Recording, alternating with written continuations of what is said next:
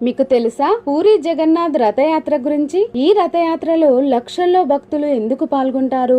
ఇందులో అంత ప్రత్యేకత ఏముందో ఇప్పుడు తెలుసుకుందాం. నార్మల్ గా ఏ హిందూ ఆలయంలోనైనా సరే ఊరేగింపు కోసం మూల విరాట్ ను బయటకు తీసుకురారు. అందుకోసం ప్రత్యేకంగా చేసిన ఉత్సవ విగ్రహాలుంటాయి. వాటినే ఊరేగింపులో ఉపయోగిస్తారు. అలాగే ఒకే రథాన్ని ఊరేగింపు సేవలో ఉపయోగిస్తారు. కానీ ఒడిస్సాలోని పూరి జగన్నాథ్ ఆలయంలో దీనికి భిన్నంగా ఉంటుంది. రథయాత్రకు స్వయంగా మూల విరాట్ నే బయటకి తీసుకువస్తారు. దేవుడి దగ్గరికి ప్రజలు వెళ్లడం కాదు, ప్రజల వద్దకే దేవుడు వస్తాడు. ఉన్నవాడు లేనివాడు ఇంకా కులమత భేదాలు లేకుండా అందరూ పూరి జగన్నాథ్ మరియు బలరామ సుభద్రల రథాలను లాగుతారు.